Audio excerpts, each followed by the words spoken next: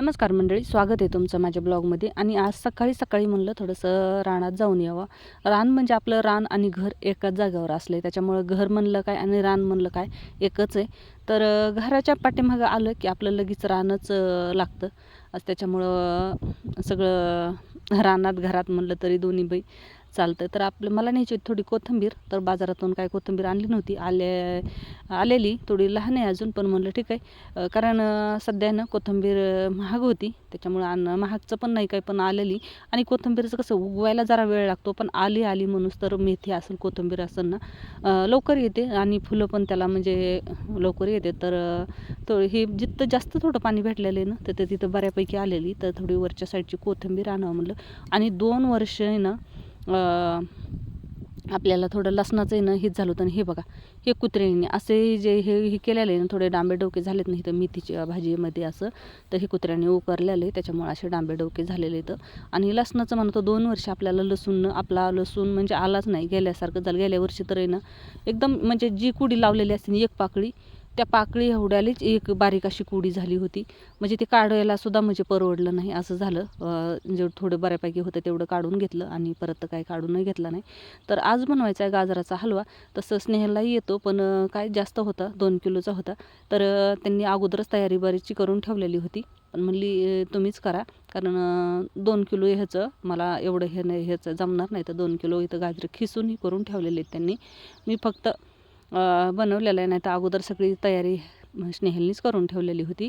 तर अगोदरही थोडंसं तूप टाकून घेतलं आणि थोडं फ्राय करून थोडंसं खालीवरी भात थोडंसं परतून घेतल्यानंतर डबल अजून एक पळी भरून असं तूप टाकलेलं आहे, कारण प्रमाण पण जास्तच आहे. तर थोडंसं ते टाकलं आणि थोडंसं परतून घेतल्यासारखं झालं की लगेच त्याचं थोडंसं खिस आहे ना थोडासा कमी झालेला आहे, तर साखर टाकून घेतलेली. तर थोडी साखर मला कमी वाटते, पण जरा अगोदर बघू आपण हे करून, कारण गाजरात पण थोडासा गोडसरपणा असतो. तर थोडंसं हे झाल्यानंतर डबल हे करून आपण बघू, चेक करून गोड आहे का कसं, नंतर मग साखर टाकू. तर इथं खवा पण टाकला जातो, पण इथं आपल्याकडं म्हशीचं दूध आहे, तर साई सकट आहे ना म्हशीचं दूध टाकून घेतलेलं आहे. आणि खवा करायला पण काही नाही, जवळच आपल्या खव्याची जी भट्टी आहे ना तर ती आहे. एखाद्या वेळेस तुम्हाला नक्की दाखवून की दुधापासून जे खवा बनवतो ना ते भट्टीवर कसं केला जातो. तर जे चुलवान आहेत ना लाकडाचे सरपण घालून दूध आटवलं जातं. तर तसे भट्टी आमच्या म्हणजे ह्याच्या जावीपाशीच आहे आमच्या, तर जवळच आहे आपल्या. तर नक्की तुम्हाला दाखवेल एखाद्या वेळेस. तर थोडंसं इथे झाकून ठेवून घेतले, थोडेसे मऊसूद अजून गाजर होईल. तर थोडंसं साखर मला कमी वाटत होती, डबल एक वाटी भरून साखर टाकलेली. आणि चांगलं बऱ्यापैकी ह्यातलं दूध जे आहे ना ते साखरेला पाणी सुटलेलं दूध हे बऱ्यापैकी आटलेलं आहे. इथं ड्रायफ्रूट्समध्ये थोडेसे काजू आणि बदामचे असे काप करून घेतलेले. तर जास्त टाकायचं, पण दीदीला आहे ना आवडत नाही, मुलीला म्हणजे. त्यातले म्हणजे शिरा असेल, कुठलंही खीर असेल काही ना त्याच्यामध्ये ना ते ड्रायफ्रूट जर का असे टाकलेले असतील ना तर तिला अजिबात आवडत नाही. तर त्याच्यामुळे थोडेसे कमीच टाकलेले. तर नाही टाकलं तर निवळच ते प्लेन पण चांगलं वाटत नाही. आणि ते खायला पण सगळ्यांना आवडते, पण तिला आवडत नाही. ते त्याच्यामुळं इथं आपलं इथं ना गाजराचा हलवा बनवून तयार झालेला आहे. तर डबल ही साखर टाकली तरी पण म्हणलं एकदा बघावा. तर स्नेहल मोबाईलचा कॅमेरा धरून उभा आहे, तर तिला म्हणलं बघ खाऊन. तर म्हणली नाही, तुम्ही बनवला आहे तर तुम्हीच बघा. आणि थंडी इतकी थंडी वाजते ना, घरात जरी असेल ना तुम्ही म्हणाल की स्वेटर, पण रानात जे गेलेले होते स्वेटर आहे तसंच होतं. तर शर्ट धुवून टाकलेलं होतं, म्हणून मग त्यामुळे ना स्वेटर असंच घातलेलं राहिलेलं होतं. तर एक नंबर असा हलवा आपला बनवून तयार आहे. आणि ते होईपर्यंत ना आपली जी खुराकाची गाडी ना ती आली होती. आता पहिल्यासारखं अजिबात राहिलं नाही, घरपोच आपल्याला सगळं काही सामान असेल, किराणा दुकानाचे बी सामान घरपोच आपल्याला सगळे भेटते. जे किराणा माल जे मोठे मोठे दुकान असतात ना, आता खेड्यापाड्याने घरपोच सगळं सामान मिळायला लागलेलं आहे. तर इथं खुराक आहे ना, खुराक घेतलेलं आहे. तर इथं फक्त 10 बॅग आपण सध्या घेणार आहोत. ह्याच्या जोडीला आहे ना हे. आणि ह्यावेळेस थोडंसं आपण बदलून घेतलेलं आहे. ज्यावेळी प्रत्येक वेळेस समृद्धी असतं, तर ह्यावेळेस आहे ना नेचर डायमंड म्हणून आहे, तर गोदरेजचं. तर ते घेतलेलं आहे. आणि ह्या समृद्धीचं आहे ना ते पण गोदरेजचंच आहे, हे पण गोदरेजचं आहे. फक्त थोडंसं बघू आता म्हणलं थोडं बदल करून. तर ह्याला सांगितलं हे जे खुराक चारलं ना तर सरकी असेल काय असेल तर त्याला चारायची गरज नाही. तर म्हणलं बघू एकदा. तरी पण जे ही गुळी पेंड असते ना तर ह्याच्या सुप्तीला आहे ना आपल्याला सरकी असते, मक्काचा भरडा असतो. पण काय झालं आहे, थोडंसं मक्काचा भरडा जर का जास्त कमी झाला ना तर उन्हाळ्याचं थोडंसं गायी पण अशा ढांडाळल्यासारख्या होत्या. त्यामुळं आता बंदच केलेलं आहे, म्हणजे आहे एवढंच चारलेलं आहे. परत काय मकाचा भरडा आणलेला नाही आपण. तर इथे 10 बॅग आहेत ना खाली करून घ्यायचं चालू आहे आपलं. तर आहे एवढाच हे मकाचा भरडा चारून घेतलेला आहे. परत काय आपल्याला मका भरडा चारायचा नाही, फक्त सरगी आणि हे गुळीपेंड एवढंच आपण चारणार आहोत. तर हे जे मामा आहेत ना, तर हे इकडं बारामती साईड कळले येतं. तर ते असंच बोलणं चाललं होतं. आपण ही झालं ना, तर म्हणतात ना, बोलणारं माणूस असा. तर बोललो कुठले काय, तर ते म्हणले कर्जतच्या तिथंच गाव आहे. तर सांगितलं की बाबा आम्ही माहेरला माझ्या जाताना तर आम्ही तिथून जाणं येणं आमचं चालूच असतं. तर त्यांना चहा हे पाणी करू म्हणले, पण नको म्हणले, फक्त पाणी घेतलं. आम्हाला बऱ्याच जागेवर खाली करायचे, त्या 10 बॅग आहेत ना इथं खाली करून झालेल्या आहेत आपल्या. बरोबर 3:45ला गोठ्यातल्या कामाला लागली होती. आत्ता वाजलेले आहेत 5. तर पाऊण घंट्यामध्ये 45 मिनिटामध्ये सगळं गोठ्यातलं काम आवरून झालेलं आहे. शेण टाकून घेतलं अगोदर, गायांना खुराक चारून घेतलं, नंतर कुट्टी टाकली, पाण्याचे हौद भरले. आणि आजकाल थोडंसं थंडीचे दिवस आहेत त्याच्यामुळे थोडंसं पाण्याचे हौद अर्धेच भरते. जर का गच्च भरले, फुल भरले, तर काय होते, जे खुराक टाकले तर त्याचा घास सोडला जातो आणि पाणी घाण होतं.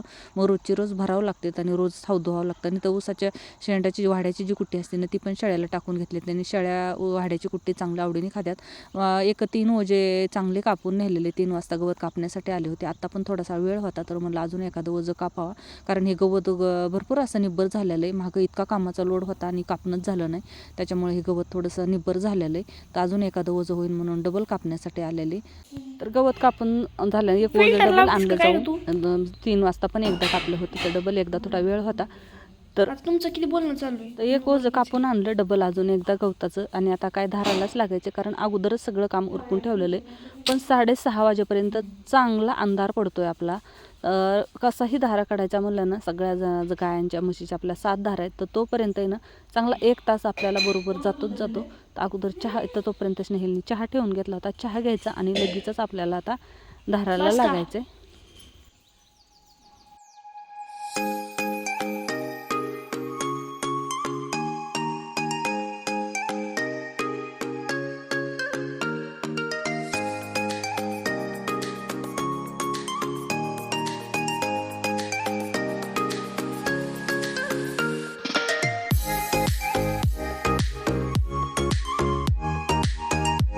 चहा घेतला, देवाला तिन्ही सांजेचा दिवा लावला आणि बघा असा अंधार पडलेला आहे. तर एकदा शेण पडलेलं थोडंसं मागं ओढून घेऊ. आता काय हे भरत बसायचं नाही आपल्याला. तर थोडंसं एकदा सगळ्या गायांचं शेण मागं ओढून घेऊ आणि नंतर मग आपण धाराला लागू. तर गायी आहेत ना 2 आपल्या इतक्या त्रास देतात ना धाराला. एकीला भाला लागतो आणि एकीला वासरू सोडल्याशिवाय ती पाहणवत नाही. तर इथं शेणवड्याच्या काय झालं, हे वर जे उजेडासाठी ना आपलं ज्या ट्यूब लावला होता ना, ते आपल्या ट्यूब आहेत ना खराब झालेल्या आहेत, त्याच्यामुळे जास्त अंधार वाटतोय. आणि पहिली धार काढल्याबरोबर ह्या आपल्या टिटूला ठेवूनच घ्यावं लागतं दूध. नाहीतर प्रत्येक वेळेस बादली दुधाची आली की तिकडं केंडाकडे यायचं, इकडं आलं की इकडं म्हणजे गायाच्या इकडे यायचं. एखाद्या वेळेस तर आहे ना गाई काय होतं, लाता तशा देत नाही, तर एकच आहे थोडीशी तिला भाला घालावं लागतो. ती नाहीतर आहे ना म्हणजे एक लात घातली ना की लहान लहान असताना ना, तर त्याला कळत नव्हतं, एकदम गायला चिटकून यायचा. तर गायीने लात मारली, ती एकदम म्हणजे असं लांब जाऊन पडलं होतं. तर 2 दिवस त्याला म्हणजे असं पायाने ते लंगडत होतं, एवढं गायीने लात मारली होती. तर आता तरी थोडंसं म्हणजे हे करून राहतो. पण अगोदर आहे ना इतक्या चिटकून गायला येऊन उभा राहत होता दुधासाठी, तर त्याला अगोदर दूध ठेवून घेतल्याशिवाय तो काही शांत होत नाही. तर आपल्या 2 धारा काढून झालेल्या आहेत. आणि आता आहे ना हे बघा, गाईचं हे एक गाईचं आहे ना दूध इतकं असं एक निघतं एक टायमाला. आणि एकटीला एवढं दूध काढायला आहे ना हात गळून येतो. पण एकटेच हे करते, दोघीजण 2 साईडने बसलं ना तर गाईला जमत नाही, त्याच्यामुळं सेपरेट माणसाने शिकावं लागतं. तर इथं आहे ना ह्या गाईला सवय की तिला अगोदर वासरू सोडावं लागतं. आणि दुसऱ्या गाईचं जे वासरू आहे ना, हे वासरू सुटलं की त्याचं मोठ्या मोठ्याने वरडायला सुरुवात होती, म्हणून त्यालाही तशी सवय लागलेली. आणि बऱ्याच वेळा प्रयत्न केला की वासरू नाही सोडायचं, तर अजिबात नाही, का असा हातच घालून देत नाही. पाणी असं थोडंसं पाणवण्यासाठी चपका मारला की तिचा लाताचा टप्पूच सुरूच होतो. आणि भालात अजिबात घालून देत नाही, भालाही घालताना अजिबात जमत नाही. आता हे 8वीपर्यंत इतका ह्या गाईचा डोक्याला ताण होणार आहे ना, की कसं आटवायचं हे करायचं. आणि हे वासरू जे आहे ना, ते स्वतःच्या म्हणजे आईचं तर त्याच्या दूध पितं, पण त्याचबरोबर आहे ना सगळ्या गायींना दूध पितं. आणि गाया पण आहेत ना त्याला दूध पिऊन देतात. बाकीच्या पण गाया आहेत ना, अजिबात नाही की त्याला म्हणजे असं लात मारणं हे करणं. त्या गाईचं दूध प्यायचं झालं की पुढच्या गाईला ते पेतच राहतं, अशी ह्या वासराची पण सवय. पण आता ओरडलं काही झालं ना तर त्याची पण सवय मोडायची, कारण आता वासरं बरेच मोठे झाले तर आकडताना ओढत नाहीत, बराच ताण करतात की नाही तर मग असं पायावर पाय देणं हे ते. आणि एक धारा म्हणजे गायांच्या इकडं आलं ना तर बूट घातल्याशिवाय हेच होत नाही. नाहीतर मग काय नाही, दुखापत झाली असंच समजा.